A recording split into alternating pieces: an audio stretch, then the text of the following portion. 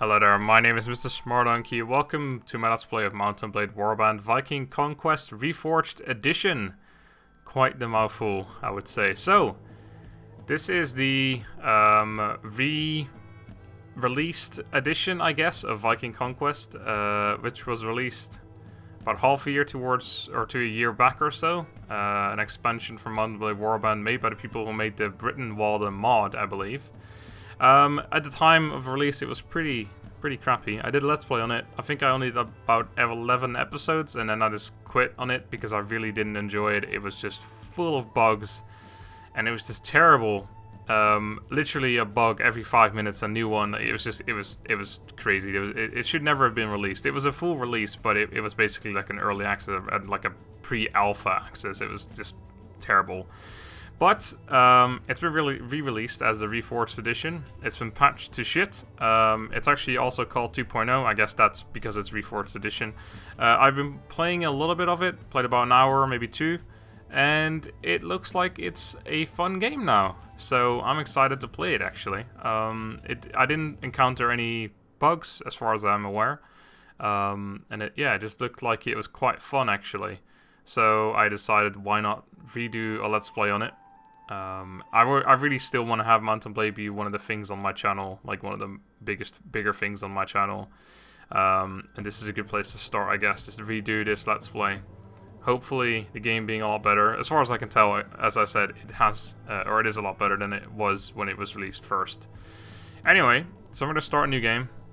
I'm going to be playing a regular sandbox campaign. I actually did play the story-driven campaign last time round, but I'm not going to do that now. Oh god, look at all these wars being declared on each other already. Crazy. So I'm playing as a sandbox campaign. I actually have a few different options now. You actually have a lordly and a royal sandbox campaign as well. The lordly one starts you off as a lord, the royal one starts you off as a king. I'm going to do a regular campaign. We're just going to make it as tough, I guess, as possible on ourselves. By starting as the lowest of the low. I'm going to have the difficulty as normal, which puts all these things at normal. I'll quickly go over them all. So, recruitment. You can see it only says what it would do at beginner. But at beginner level, when you ask permission to recruit in village, the answer is always positive and without cost. So on normal, that's not the case. Leveling at beginner level, improving troops is easier. So again, normal, it's just going to be normal. Budget at beginner level, the wages of players' troops are reduced by 40%. Additionally, the loot amount in monasteries and the chance to capture a ship are increased. Again, that's not the case. I'm just showing you what it doesn't do, essentially. Player damage being normal is just the highest they can go, actually. So I take full damage. My friends take full damage as well. Combat AI is normal. These are just the normal Mount & Blade options, so I don't really have to go through them. So combat AI normal. There's actually an option for hardcore here, while the ones over here actually don't have a hardcore. Actually, this one has a hardcore option. This one too, I believe. Anyway, tactical speed. That's the speed. I want that on normal because I don't play multiplayer, but multiplayer servers run on normal as well. So campaign AI normal, bandit parties normal. So you can see there, if you put it on less or more, you either get 33% less or 50% more. We're just gonna put it on normal. Now here are the options for realism. The realism features. We have stamina, which sort of speaks for itself. If you, however, if you go out of stamina, you can't run anymore, and your weapons damage is halved. I'm gonna leave that on. I'm actually gonna have all of them on. Gear effect skill. This means that if you have heavy armor equipped, some of your skills go down. I think it's throwing weapons and athletics. Maybe more later on as well. I'm not sure. That's just what I've noticed so far. Shield bash gives you the ability to shield bash. Actually, I've used this a little bit. It was a bit, well, I wouldn't say buggy, because then I would have encountered a bug. It's not really a bug. It didn't really work the way I wanted it to. But it still works. It's just a bit odd. So I'm gonna leave that on as well because it's cool. Wounds, player may receive a specific. Oh right, yeah, these are after combat, or if you get wounded, I guess you can get an actual wound that can stay with you unless you get it treated by a physician in towns. If you don't treat it in time, then it changes into a scar and the negative effects will be permanent. Blood loss, I'm not entirely sure what this means, but I assume it's something like if you have units that were knocked unconscious, maybe they bleed, so the longer a battle goes on, maybe they die. I'm not sure how that works exactly, but I'll leave it on anyway. And rest improves morale. This is actually turned off by default, but I've turned it on because I like it. So this means that if you don't rest, your morale actually goes down of the army, and if you do rest, the morale goes up again.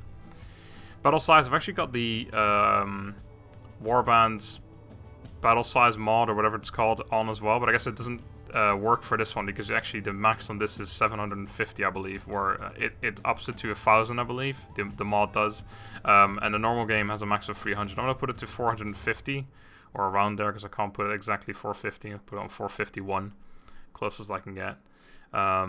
Because if I put any higher, the game will probably just lag or die on me, and I don't want that. I'm not going to disable the scenic menu. I am not going to do insane difficulty. I am going to put on gore. This is a lot of fun, especially when using axes. This is pretty good fun, so I'll show you that as soon as I can. I am going to replace music in battles because actually otherwise it seems that this mod, or it's not really a mod, it's an expansion, only has this one track that you're hearing right now in the background, and if I don't replace it, you're just going to hear that track throughout the entire Let's Play. So we're just going to have some ambient sounds in the background during battles at least. Player division. So this is the one thing that I don't really like so far. I'm sure if I get used to it, I'll like it more. But basically what the division thing means is that each group, so like these groups, archers, skirmishers, spearmen, etc., etc., they're all a different division, and when you put your men, like when you tell your units to hold a position, they're all going to go into a predetermined position. So it's not where you tell them to stay, they're actually going to go into a different location. And I so far don't really like how it works, because if you only have a few troops, they're just sort of all over the place, and you don't want that. You want them to have like exactly where you want it to be. But I'm sure I'll get used to it, and once you have a large army, I'm sure this is going to be quite useful. I am not going to disable complex formations. This is like shield wall and things like that. I don't want to get rid of that. I think it's pretty cool. Have formations face enemy. This is the one useful thing about the player division. So actually I want this player division to be infantry. So all the infantry will stick with me. I will be playing as an infantry as well. Like an accent board, I guess. Not sword and board, but accent board. Anyway, have formations face enemy. So when I tell my army to hold in a specific location, they will shift towards the enemy. So if I accidentally put them sort of wrong, they will just face the enemy anyway, instead of having their backs toward the enemy, basically. And I'm not going to turn this on because it means that the enemies will never sit back at the at the back of the map. If the enemies want to camp, they are free to do so. Otherwise it's just going to be the same thing over and over. Everyone just attacking me, which is what it normally is, but still. Anyway, so those are all the options. Let's move on. We are in the 9th century. Long gone are the lights of Rome, absorbed by the tide of time. Yet several centuries remain until the golden age of knights and princesses to come. It is a brutal, dark, and ruthless era of raw strength and survival, where men go to bed every night praying to see a new day. It is the age of Viking, the clans of Ireland, the ascension of Wessex, and the emergence of Kingdom of Elba. It awaits you. Me? Alright, so now we get to create our character. Who are you? Be careful with your choices, they will affect your attributes, skills, and dialogue, among other things. Alright, so I'm going to make this character somewhat after myself. I'm going to make him a Frisian because I am from the Netherlands, and that's the closest thing I'll be able to get. I'm going to read this once I've made all my choices, otherwise I'll just be reading it constantly. I am indeed a male. I am fairly tall, so I'll go with tall. I am 23 years old, so I am an adult, according to this game. My personality, I think I'm going to go with melancholic. I like that. My greatest virtue is justice. My father's occupation is a craftsman. I've gone through this already. Like I said, I played for it a little bit, so that's why I know what the choices are. So I'm not really going to take too much time and explain everything. I learned while I was a child to do martial arts. And my vocation is a landowner. This gives you your starting gear, basically. And since I want to be a accent board, the landowner is the closest thing to. Because you can see in the bottom here, in those times you have to rely on your shield and spear in the thick of battle. So I'm going to go with that. And I am a pagan. Of course. I don't want to be a Christian. So let's go through our biography. You are an adult. You are at an age where a reasonable amount of experience and health meet. According to Galen's ancient temperaments, your personality is melancholic. Its element is earth, and its Hippocrates humor is black bile. It is associated with people who are introverted, sensitive, intuitive, creative, perfectionistic, patient, caring, and tolerant. These people are also clumsy, obsessed, depressed, and dissatisfied. According to 4 cardinal virtues recognized in the writings of classical antiquity, you most often exhibit justice. It symbolizes respect for law and promotes rewarding good and punishing evil. You are Phrygian. You come from the Dyke country. Yeah, apparently we have a lot of lesbians in Frisia. On the north edge of continental Europe. You were born years ago to a craftsman. Your father's ability to make beautiful and useful things were always highly valued by the community. You grew accustomed to life with some comfort and luxuries, and you can tell a hammer from a mallet. Your family believed in the Scandinavian gods. You soaked up all the stories, told far into the night with everyone gathered around the fireplace. You're a staunch believer of the old ways. Your worship gives all the deities their due. Odin, the chief god, Thor, the god of sky and thunder, Freya, the goddess of love, and all the rest required to oversee all the disparate processes of the world.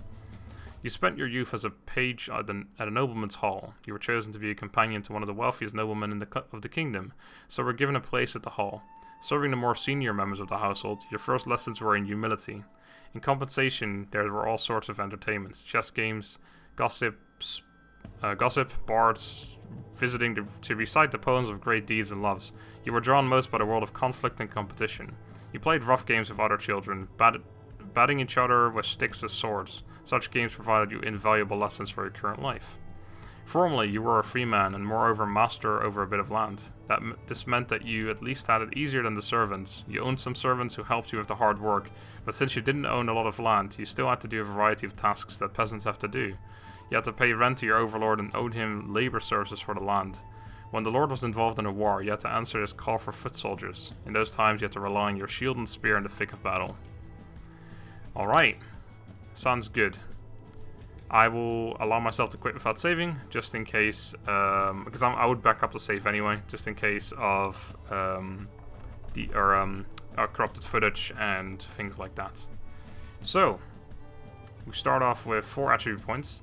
What's different in this is that your skills are actually, you can level up your skills to half of your attribute. So if I have 14 strength, I can level up my strength skills to 7, whereas in the base game and in most mods as well, it's a third. So that's pretty cool. Start with a ton of skill points as well, by the way. So no more that you have to put up your points like 3, 6, 9, 12, 15, 18, 21, etc. You now do it by every 2 points, basically. So I'm gonna put, I think I'm gonna put a point in everything though, just 1 point. Just so I get even numbers on all these 3. Strength, of course, most important for me, but that's alright.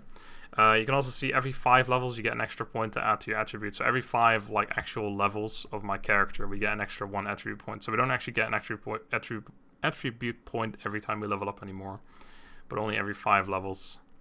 Right, so anyway, I'm gonna up my Iron Flesh as much as I can. I'm gonna up my Power Strike as much as I can.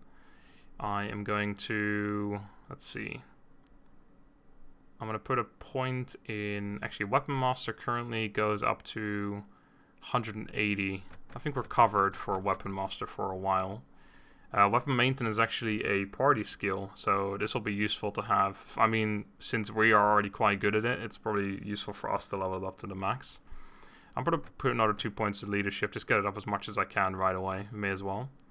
Trade is also a party skill, so I don't want to put points in all the party skills. It's just kind of a bit of a waste, but maybe a few. Athletics, I want to have as high as I can. I guess I'll put another point in Weapon Maintenance, just get that up as fast as I can as well. Let's see, we have 3 points remaining. Persuasion, yeah, we'll put some points in Persuasion. I do like Persuasion as well. Maybe another, nah. I think I'll put 1 point into maybe riding. I'm not planning on riding though, so that's probably kind of a waste, really. I think I'll put my last point in seeking. No, I'll put my last point in persuasion. Just get it up right away, because I think that'll be useful in this particular mod, or sorry, not mod, expansion. Right. So we are Donkey, and we are ready to go. I guess we have to create a character. I'm just going to randomize and get a cool looking guy, because I know otherwise it's kind of tedious to go through. Nearly. Ooh, that guy looks pretty decent. I want to have a darker hair. Ooh, yeah, that's much better right there. Okay. His eyebrows look a bit weird. Is there anything? Yes, eyebrow shape, eyebrow depth, eyebrow height. Let's see. Change this a little bit, because I don't like the shape of his eyebrows. Okay, that looks a little bit better. I mean, it really didn't change much, but it looks so much better already. Okay, I think that'll be our character. Let's do it. Welcome to Viking Conquest Reforged Edition. Sandbox mode gives you total freedom to choose your gaming experience. You may choose to be a peaceful trader, a fearsome Viking, a king loved by his people, or any other role you may want. Starting is always difficult, so it is recommended to explore the surroundings before heading into your first fight. Visit nearby settlements, obtain quests from local leaders or lords, or work to earn a salary at farmsteads, quarries, salt mines, or lumber camps. Recruit your first men at the farmsteads or monasteries to try to bribe a village leader. You can also buy merchandise at farmsteads and villages and try to sell it in town markets for a profit.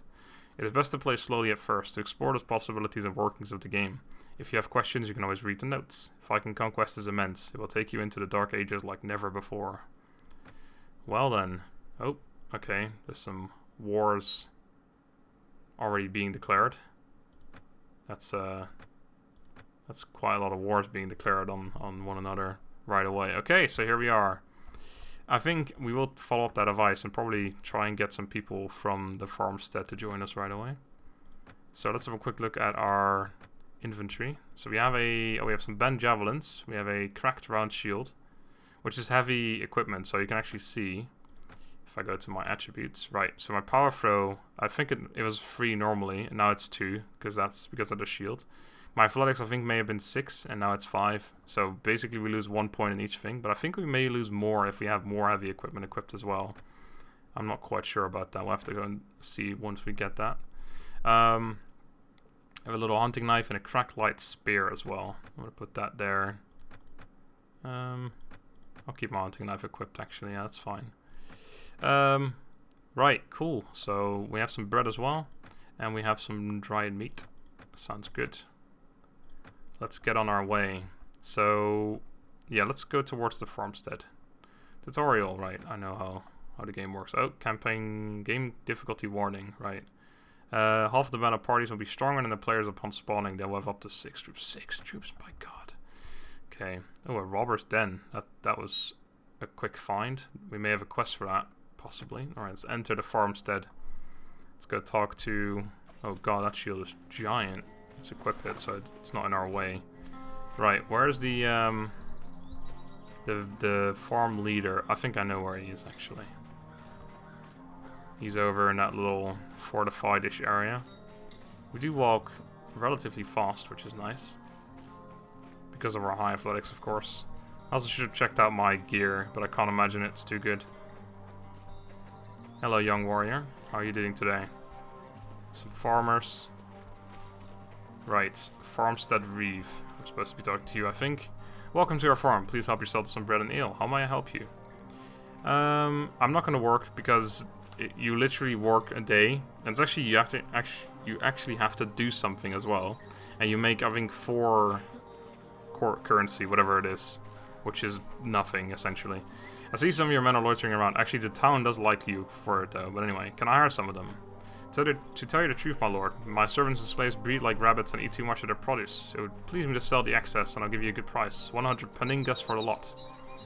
What if I say no? No, I'll take him. 3 lads and all. Alright, I got 3 fellas. What do you have for sale? A few food items. Let's have a quick look at his food items. Bread. I feel like this was worth more just now. Maybe I can sell it for a lot more in the city. I'm not sure. I don't really think I want to take the chance. But then again, I pay 18 for it. That's pretty cheap, by the way. I think I will buy some extra bread. Why not? It's very cheap. Some more bread as well. Just the wheat's not bad, but yeah, I'll buy the wheat as well. It doesn't cost any. Well, I mean, it costs something, but very little. All right, I must take my leave, sir. You have a good day now. I bow to you if I could. Let's leave. So we have 3 fellas, we have 3 farmers. Let's have a look at our troop tree even. So they can become veterans as the last level. Sounds good to me, Hornman. So they currently are considered skirmishers. Okay. Right. I think it's probably a good idea to go to Dorstad. Is there any? Are there any other farms around here? There's a salt mine, but that's just a workplace. I do know that. This is a monastery, and they probably won't do anything for us because we're pagan. We actually go straight into, what is this, Denmark, I guess? Yep. Cool. Forshof. Wow, this goes up pretty far. Can we go in? No, we can't go any. Oh, wait, yes, we can go further than that. Wow. That is... Oh my god. Oh, good lord. This is quite the land, isn't it? Holy shit. Okay, and then there's, of course, England as well. Is this, Have I found England? I think so. God, this is a pretty large land, isn't it? So, right, here we are again. Okay, anyway, let's head over towards the city. And maybe we'll fight some people on the way. If we can find some small groups of men to kill. Perhaps 3 or 4 men. We might be able to do a 6, maybe a little much. 3. Oh. By now you have some experience with Viking Conquest. If this is your first game, we recommend making yourself familiar with some of the game concepts. You will be directed to a page that presents them now. You can always come back to this page on the campaign map. Simply click notes. Okay, I didn't actually see this message before, but I have actually already read most of these things. I'll kill these 3 thieving Franks. Come here, thieving Franks. I will kill you. Surrender or die. As you wish, prepare to die. Alright, so I'll start with battle in the holding position.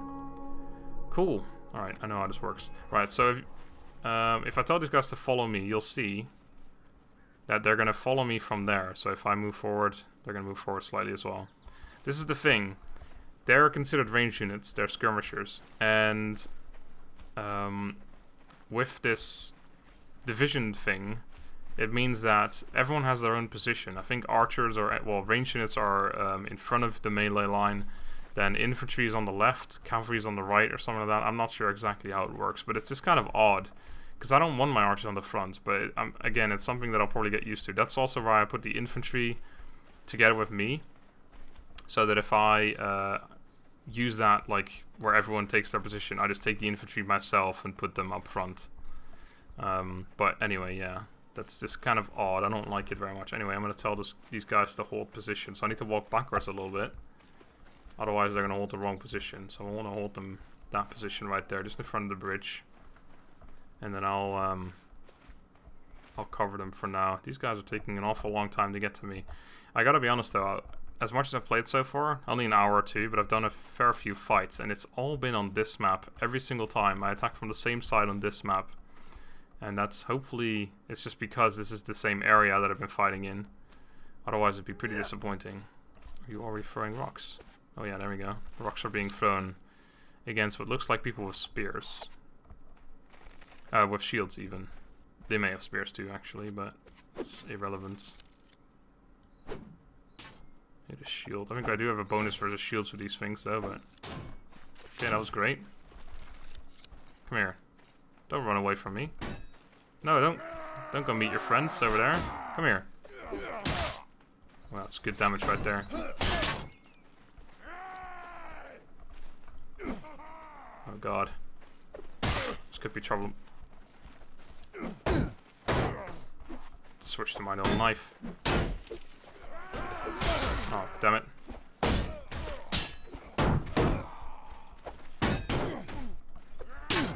Oh man, I hope my farmers do alright, but I've got a feeling they won't. Oh no, they're doing alright actually. They killed those guys. I'm not doing any damage. I need to stab him. There we go. Stabbing is the only thing that does damage with this dinky knife.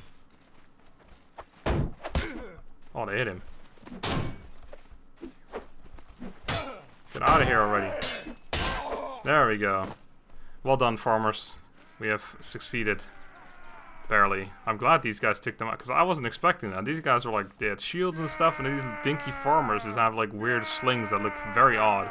And one of them had a pitchfork, so it's great. Anyway, we took them all out though, so that's good. Actually captured these guys. I still don't know how to sell them. I haven't seen any like slave vendors or anything like that yet, so I'm not sure. Right, we'll share the loot as is common.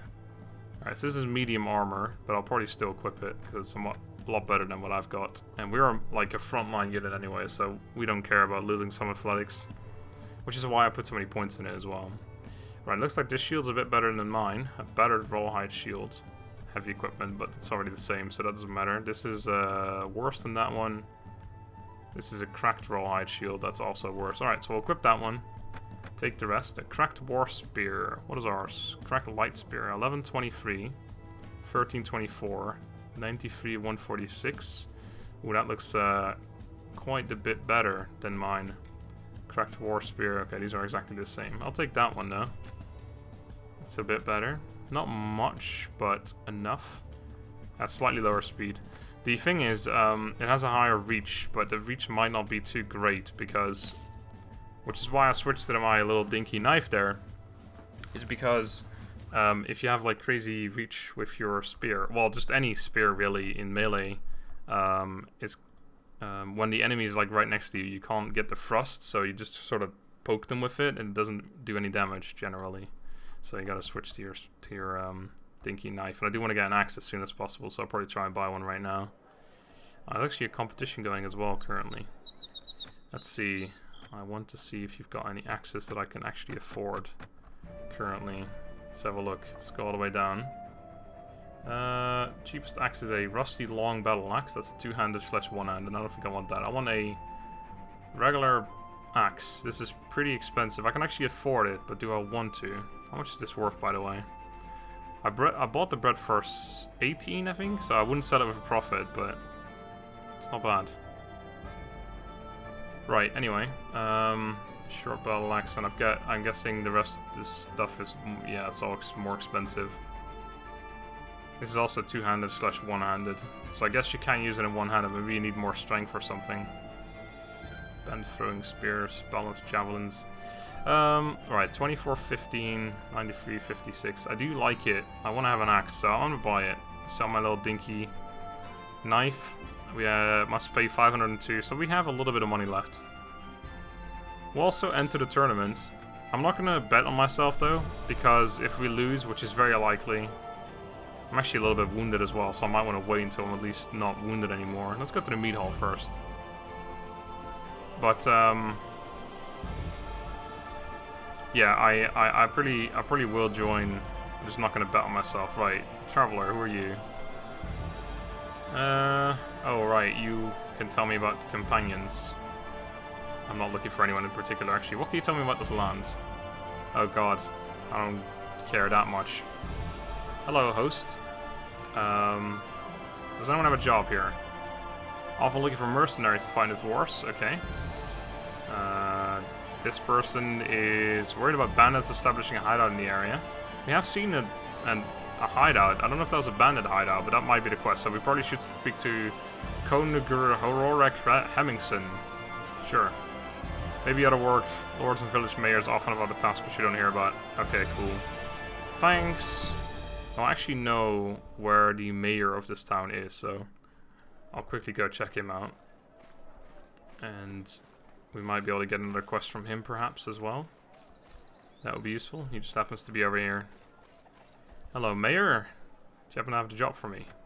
Well, you look able enough. I think I might have something you could do. We've had some fighting near the town recently with all with all the chaos that comes with it, and that's led some of our less upstanding locals to try and make their fortune out of looting the shops and farms during the confusion. Say no more. I'll hunt them down. Alright, so I got 40 pennings for every band of looters I destroy. Until all the looters are dealt with. I shall do it. Okay. I want to join the competitions, but I also want to heal up a little bit, so it's late afternoon. I don't know how long these competitions are going to be going for though. Also, can we go into the Lord's Hall? Are we allowed? I might also try distinguishing your... Okay, yeah, so we're not allowed in there unless I win at the tournament, I guess. We'll go hunt some looters, I guess. Oh, hold on. Who's this fella? Hello, sir. I am him. If you could please anything to say, for I have no time to be bandying words common soldiers of fortune. My god. Probably know that I am the lord of a village of Dorham East. However, it has been months since Dorham East has delivered the taxes and rents due to me as his rightful lord. Alright, I'm not going to read all the quests because they're all the same in every Mount and Blade mod / expansion / the regular game. I will raise the taxes there. You dislike me a little bit less now. Why did you dislike me in the first place? What did I do? Alright, well we got a quest at least. Some thieves right there. I don't know how big that party is. I don't think I want to... I guess they're in the city now. Let's keep looking for some looters. Okay, it's actually nighttime as well, so the tournament, we'll probably join them. Join the tournament next day. Where is this? Dorham East. Where is that anyway? Dorham West. So I guess East would be over here somewhere. Oh, right, Dorham East. Okay. I guess we could probably deal with that as well. Although it takes quite a while to do that, so maybe not. Ah, right, so this is a... I'll just explain it. Set a goal, right. So I can now set a goal for myself, which gives me a reward once I've completed it. Now, I don't know exactly how this works, because... Right, so you can see here, let me just quickly go over it. So you can set a custom goal, but it doesn't give you a reward. So it's kind of pointless. You can change, like, everything. And then there's some predetermined goals, which actually do give you a reward. So I can become an infamous raider, I can become a famous warrior, powerful lord, strong king, or... I can have a stable kingdom. However, I need to be the ruler of a faction first. So what I'm wondering, what I don't know how it works, is if I can, for example, choose to become a famous warrior first, and then, once I've completed that, become a powerful lord, or have this be my goal anyway, and then, like, if I can change goals once I've completed one of them, is what I'm wondering. Because I can't say this, or select this one yet, but that would be the one I would want to select, if I could only choose one. So I'd just become a faction ruler first, and then I'll just choose this one because I assume it has the biggest reward. But for now, I guess we'll go for famous warrior. I don't want to go an infamous raider because justice is our virtue. So we wanna go with justice. We don't want to be a raider, so we're gonna become a famous warrior. And then hopefully after that we'll be able to just choose powerful lord, strong king. The thing is though with these ones you can actually set the parameters yourself as well, so I'm not sure how that works. But anyway, we'll become a famous warrior first, so this is our goal, and once we reach it, I guess we'll get a reward of some kind. So you can see this is all the things. I have so many tasks to complete to complete my goal. I need to get 250 renown, 25 reputation, I need to have 100 troops, I don't have to marry, so I've already done that. I don't have to have 0 right to rule, so I've already done that too. Reputation 25, so this bar tells me how much I've got, so I guess I already have like 20 or so. Renown I already have 50 or so as well, maybe 75. And I need to have 10 grand as well. You wish to be known as a great warrior. Fight in the tournaments, protect villages, attack bandits and escort caravans. You will find plenty of work in towns and villages, but never forget that your glory is born on the fields of battle. Renown. You desire fame above all, win battles and competitions. Complete quests as your renown grows. You will be able to command more troops, gain the respect of the nobility, and hire better mercenaries. Reputation. Be a hero or a villain. A hero. Your actions in the world will influence how people see you. It will influence your relation with other factions and even your chances of marriage. Army. You wish to balance your troops. Better troops are also more expensive to train and keep. Try to form an army with 25% heavies. Okay. Marriage brings the possibility of feasts, competitions, and extra helpful hand with the kingdom management. It will also boost your right to rule. Right to rule is very important for kings. It will influence the way other factions will see you and your diplomatic relations.